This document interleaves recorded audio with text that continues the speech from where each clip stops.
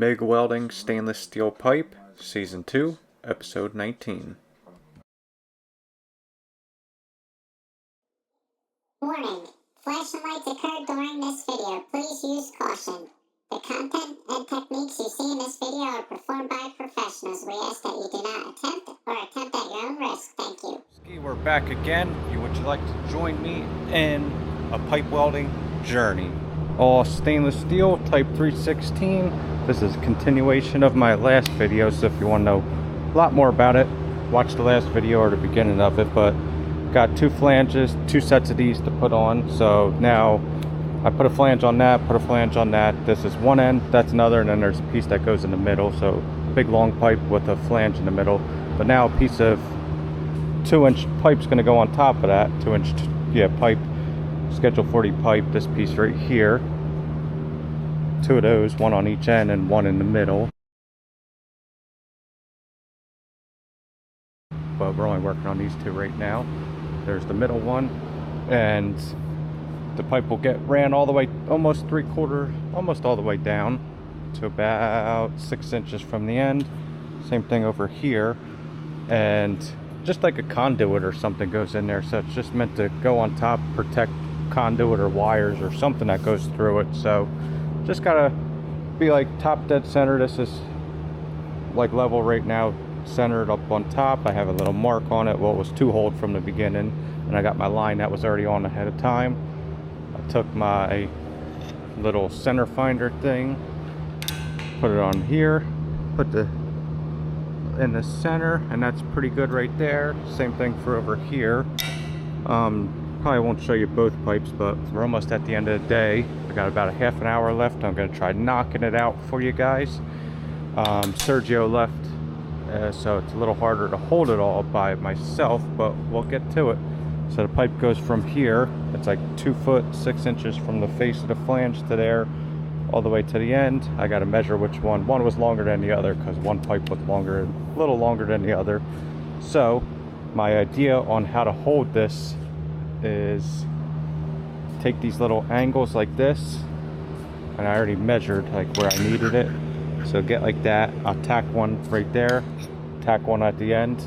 I'm not sure if I'll need one on this side too or not. Hopefully it'll hold itself, maybe not. I might have to put one on this side too, but we'll see with that. And what I did with this pipe was I took the angle, which I really didn't need to, because you could follow the seam right there and follow the seam right there, and it's pretty accurate. So I took the angle anyway just to measure, put the angle on top, got my straight line. I really didn't have to draw it all the way down, but I did, and I traced it there. Same thing on that, and then I'll have a nice line to reference off of. So pretty explanatory. I just got to match them all up, but I got to make sure it's kind of not rolled, but if I have that center line pretty good on there, it should be pretty good, I think. So we'll get to it. But on their drawing they call out for 3/4 inch fillet weld, which doesn't have to be that. That's just an idea of what they want, but with the pipe on there, it's going to be pretty big gap. So I think TIG welding is kind of maybe out of the question. That's a pretty big gap to weld in there, and I got like 6-inch stitch welds to do and a bunch of them. So I think MIG welding is going to be the better bet on that. So I had to hook up the MIG welder, and we haven't used this MIG welder in a while. Here's our dinosaur power source, but we got a suitcase welder. I had to put the 316 wire in there, get it all ready. I think hopefully should come right through. Then I got to hook my gas bottle up, because we switched all our gas from air gas to Roberts, I think, or Robertson, something like that. So run this through and get this set up. There we go. And I don't MIG weld stainless steel that often, and it's been a while since I really MIG welded. I don't MIG weld that often anymore. I usually TIG weld most of my stuff. Like probably 75-80% of my work I do is TIG welding, and like the rest is like MIG welding and a little bit of stick welding. So I'll be a little rusty, but it doesn't have to be perfect. But I'll get all this up, I'll get the bottle up and all set up, and hopefully we'll get this knocked out today. Just getting the bottle out, regulator, set up, cleaning the tip on the MIG gun, and kind of setting everything up. I think we're all set up, ready to go. This welder has seen its days. This is why I like not grinding in a welding area, like grinding over there or whatever, because just going through all this has dirt all over it, and I got a splinter in my finger, just like a little metal splinter, just doing that. So grind over there, right? That's like a little trick I learned, just not grinding on the welding area. I mean, I get you have to, but if you can, just have a designated grinding area. That way all your tools and everything isn't full with grinding dust, like all this, nice and clean. Started doing that the last year and I appreciate it more. But back to it. Got my bottle hooked up. We use a trimix gas for stainless. We use 90% helium, 7.5% argon, and 2.5% CO2. That's just what they decided to do. They used to do a lot of stainless steel tanks, and that's just something that they decided on. Put my argon at CFH, 35 CFH, and this thing's not the most accurate, but I'm just going to be about 20. I like to do like 19.5, 250 amps, 250 inches per minute, and 035 wire, 316 wire. But start tacking my pieces on, and hopefully it goes good. I ended up changing my settings later on in the video, but if you don't notice, there's an app on your phone that you could download, Miller Weld Settings Calculator, and that will help get you in the range, and that's what I did here. It's not dead on accurate, but it definitely gets you really close in the ballpark. You might just have to fine tune it afterwards, but it does MIG, TIG, stick, flux core, aluminum, steel, stainless. Pretty good. Get to it. I marked my piece, I put my angle on, I'll measure that distance off of there. Like this. Whatever that is, I'll mark a couple spots, like 3 spots, and I'll tack those going down, and hopefully that'll be pretty good. So we're a little rounded, so it's a little harder, but we're about 1 and maybe a hair over 3/8, 1 7/16 a hair under. Gonna put 3 of those angle pieces on, 1 on each end or close to each end, and then 1 about in the middle. Alright, switch my helmet up. That Optrail one is for TIG only, pretty much. Just stays clean, keeps the lens clean, and the Lincoln is for dirty stuff, MIG, TIG, stick, whatever. Not sure if you'll see this once my helmet goes down, but you could kind of wiggle this little and it sets it like nice and flush. I'll hold it in place and get a little tack on it. You can see those settings are really cold right there. I didn't account for that thick pipe, but I just wanted to get those tacked on really fast. They're going to get ground off, but I end up switching the machine. It is uglier than anything. I really should have. Usually I get a test piece with the same thickness about of what that metal is that I'll be welding, and just get my settings right, but it was close to the end of the day and I just wanted to get this pipe tacked on for the video for you guys before the weekend. Little, but the helmet is not working for anything. I already got flashed, so I have to sacrifice mine, but not pretty tacks, but that'll hold it for now. And I'm only going to tack 1 end because that way I can peel it off after.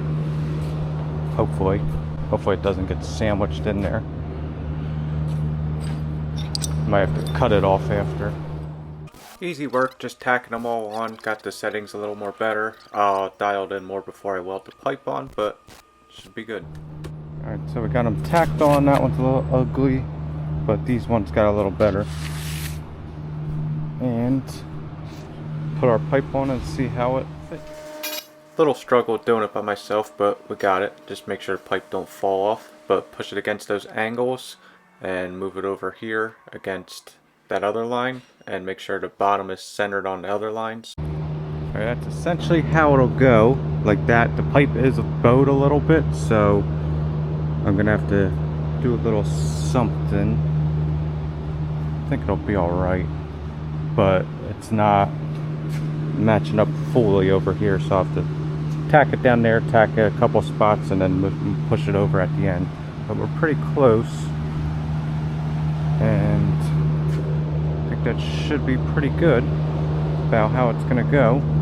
So it's on the verge of falling off, so I'm gonna have to get ready, do a couple tacks, and should be good.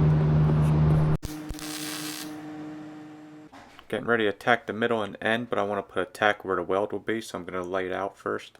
Just laying out my pattern before I push it all over to tack it. So we want to go 6 inches, put some welds that way. Then we want to go a foot off, like that. And then we'll go 6 inches. And we'll put a weld there. But then we're going to stagger it, so then we'll go a foot, and then a 6-inch weld that way, this way, that way. We'll just stagger it. So I'll pick a side and I'll start here, my 6-inch right there, and then I'll do 6-inch on this side, 6-inch on this side, and all the way up to about wherever. Then we'll do a 6-inch going that way. I'll get a couple more tacks. I'll butt it up like that, and I'll put like 2 more tacks on, and we should be pretty good. And then we'll call it a weekend, and it'll be Thanksgiving weekend. Today's Wednesday, tomorrow's Thanksgiving, so happy Thanksgiving to everybody. But this will be after Thanksgiving, I guess. So happy late Thanksgiving to everybody. So see you guys Monday. All right, so we're back again, and today's Monday. Had it tacked up. I did cut the end of this and I scooched it over because the pipe had a little bow in it, so just kind of tweaked it over just a hair. It's a little off the line, but looks a lot straighter. Only about like 1/8 of an inch, but now I marked all my marks out where I want to weld it. There. Then I'll stagger over here, here, there, and pretty good. So just gotta get a couple more tacks on that beforehand and cut these 2 off, clean that up a little, and we should be good to go. See, I got a couple of other big beefy tacks, but I got it dialed in a little better back there, and I think we should be pretty good. We got good penetration, you can see on the inside, so our settings should be pretty good, a lot better dialed in. So we'll get to it. And I got this side marked out. I don't know if you want to see that side or not. I don't remember what I filmed or not, but here I got it all marked out. Cut those angles off, put them up here, mark it out up here, and put the pipe on, tack it up, and they should both be ready to start welding.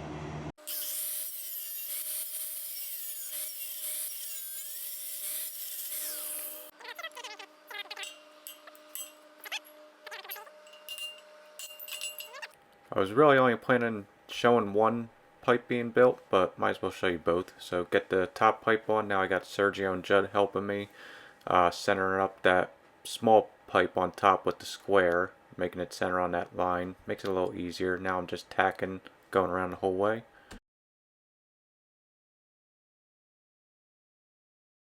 Just explained it all on time lapse, but got this second pipe all tacked up.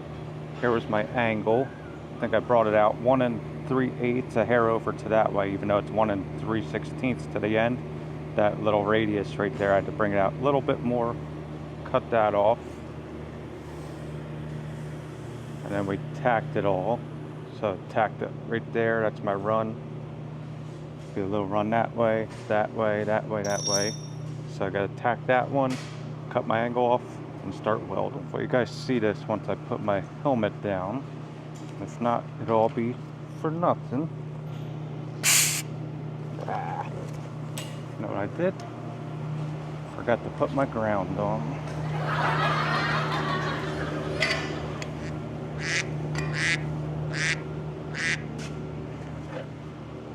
Guess it happens to the best of us, forgetting to switch the ground over. Snip the wire, start tacking. I'm just doing starts and stops pretty much on where they go. Same thing over here, starts and stops. Get nice and neat looking. So we got both of them tacked up.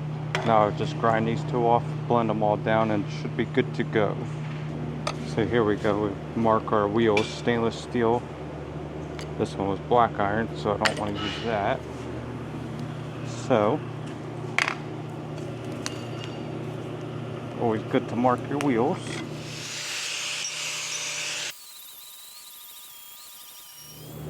Both of them are all tacked up. I guess I'll start with this one, and I'll weld weld, stagger it, and we'll get to it. Got my machine set up. I don't know if this ain't accurate, but I think this is a little high, but it's around 25, so maybe like 23 amps-ish. It's running pretty good. I think it's 035 wire. And this is saying about, I don't think this is right either, but 200 inches a minute. I think that's off, but it's running pretty good, and I got it running pretty good. I'm happy with that. Got good penetration on the inside, so we'll get to it. Sounds a little different going from stainless steel with the different gases too, the argon, helium, CO2 mix and everything, but I think it's going pretty good. We got that big, kind of a big gap going from that pipe to the other pipe. You got a little gap in there, so we're figuring it out. The settings right here are a little off. I think I'd bump it up in a second.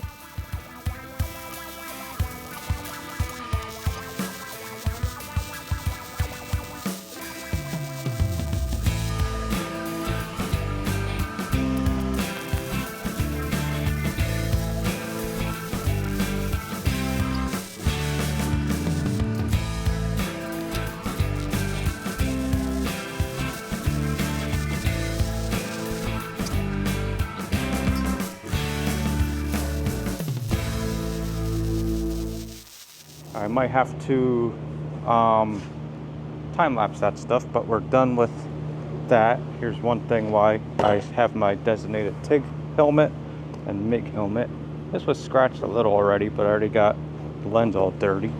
And those ones are like $5 a piece, those lenses, compared to these are like $1 a piece. So use that for TIG, one for MIG, but most of my welding is TIG welding, and it doesn't really get dirty at all, this lens, when I'm TIG welding. So that Lincoln one was an old one, so that's just the reason for having two. I had to bump up my wire speed just a little. It was going a little slow. And then once I got to like right about here, it was getting better, and I was getting the hang of it, getting the groove in a little better. Probably can't see it that good,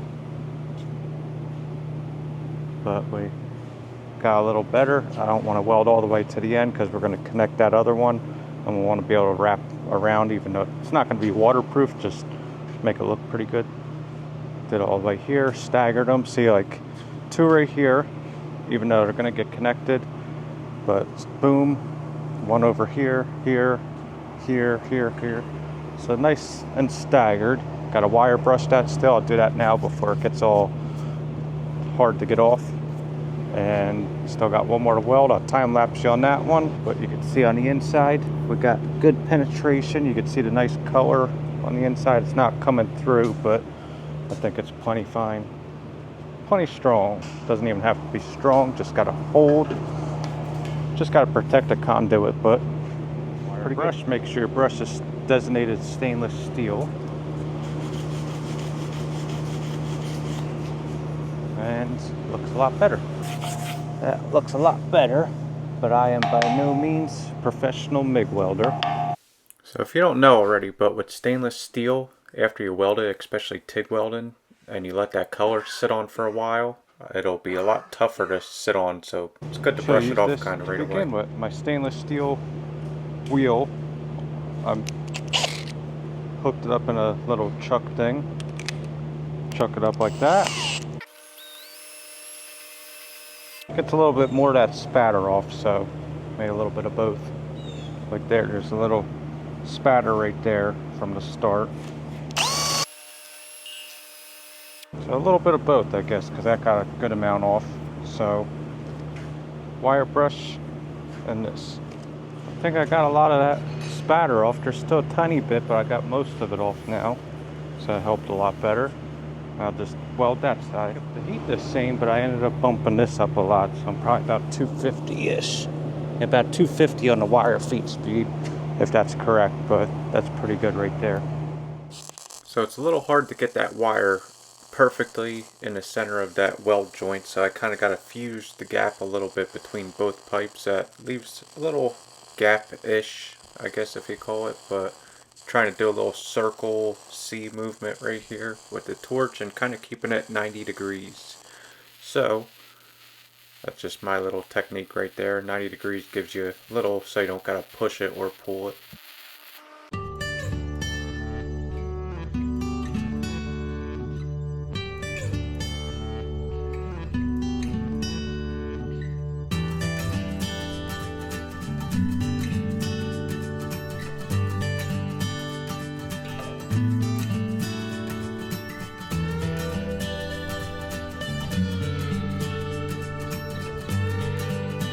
think we are all done, at least with the welding. Now I got a bevel still, but I wire brush all that. I did it with the wire wheel. Now I still got tiny little spatter on some spots. I'm just gonna take my little flapper wheel and just scooch through that really fast and get most of that up, like over here, and it should be pretty good. I'm not gonna go crazy with it because I don't want there to be big grind marks everywhere, but there's not too much. I think just in the beginnings.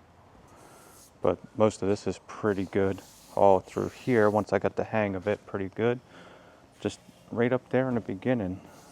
Like right there and right over here a little bit. So, do that. 2 hours later. And I guess I gotta bevel the ends to, this is gonna be fun. Beveling all this stuff.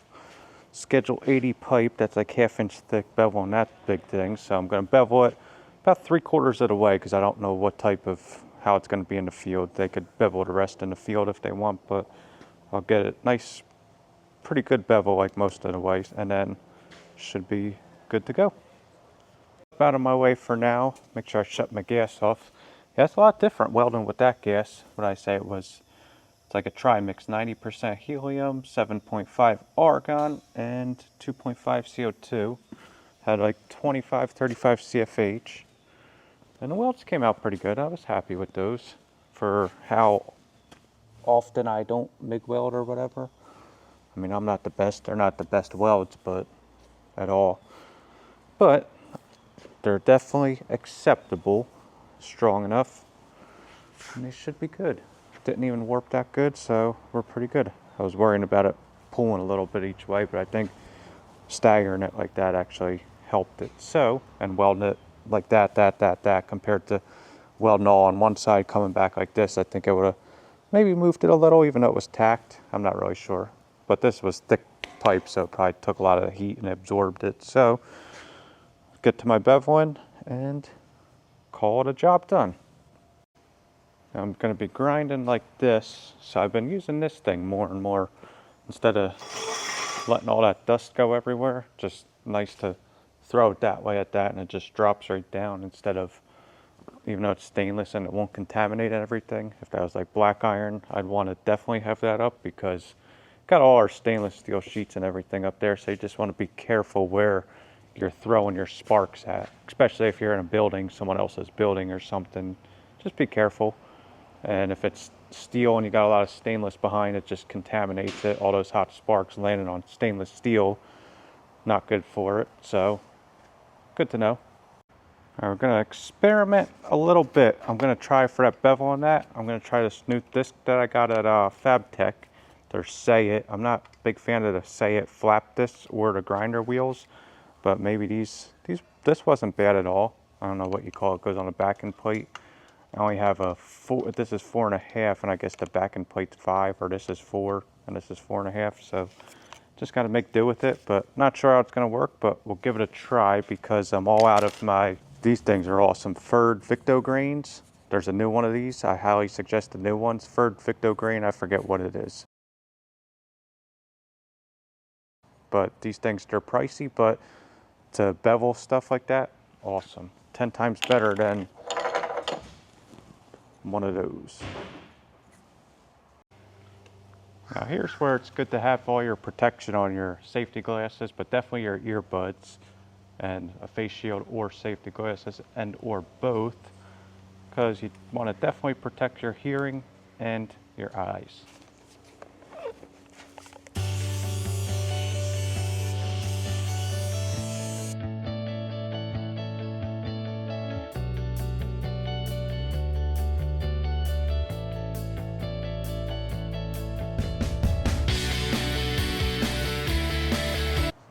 All right, I was actually pretty impressed with that wheel. I don't know how much money they cost, but if they're like $1 or $2, it's definitely worth having. It did wear down fast, but the problem is like this nut on here, right here, that's what kills you, because there's so much more of that disc that you can't really use, and there's like 3/8 right there that I can't use either because it gets close to touching that nut.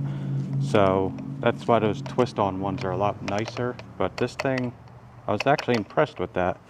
That beveled at 10 times faster than one of those black wheels, the hard rocks. Not 10 times, but definitely faster, at least double the time as that. At first it was good, then it wore down a little bit more, but it worked pretty good. I was impressed. Maybe like 3-4 minutes into that for that. So not bad. I got my bevel pretty good. I got just like a tiny little, what do you call it, a land on there. It's like, then after I'll hit it with the flap disc and we'll get it a little nicer, a little closer. I just don't, I'm not welding this, so I don't know how big of a land they want on there. So we should be pretty good though, but I'll bring it down to a little one because this should be purged, stainless steel, and you want to get like 100% penetration. So we'll just say I'll bring it most of the way down and how I'd like it at least, and then could go from there in the field or whatever. All right, I think we're pretty much done. That's got a good bevel on it. I'll do that one off camera, but we're pretty good. Tiny little land on there. Could switch it up if they want, but good to go. I'm not sure if I explained it, but I like to use these wheels. These are, I forget what they're called. It's like a Scotch-Brite and a flap disc sandpaper. I think it's like 80 grit, but works good for this pipe, like cleaning it outside, inside out if you got a little burr. And it just helps when you're penetrating through that. Just have nice clean metal, makes your root pass going a lot better, feels like. Doesn't have to be crazy good, but I like to do the outside especially. This doesn't really matter, the bevel, but I like to do the outside, get that little rough oxidation off. And it just seems like when you put your cap pass on, it welds a little better. And also, when you grind it down after, or when you wire brush it, it just blends in a lot better. That way you don't have uneven marks. It just got a nice, fresh, solid line. Looks pretty good. I'll spin the pipe and do the other side, but makes it look a lot better. Little details like that matter, I guess, right? All right, we're pretty much wrapped up. All that's good and done. Swept up, doors are closed. My little pile, you can't really see that, but that was a big mess right there, all over there. That's a lot of dust. So these are all done. Got my bevels on it. Both pipes are on. Got our other pipe outside, the middle pipe, that's done, ready to go. Got a nice bevel on. Got this nice cleaned up around the outside. Good to go. And that's it. Of course, it turned into a longer video than I expected, but again, trying to make it to 1,000 subscribers by the end of the year. So if you guys enjoyed it, please subscribe. At like 320 now or something like that. So I appreciate it, and thank you for watching, and we'll see you guys on the next one. Chris Wojnarski. Thing to do before you send your pipes off, or put your cap back on your flanges. That way it protects it for transportation and if they don't get all dinged up. So a little tip for people to appreciate.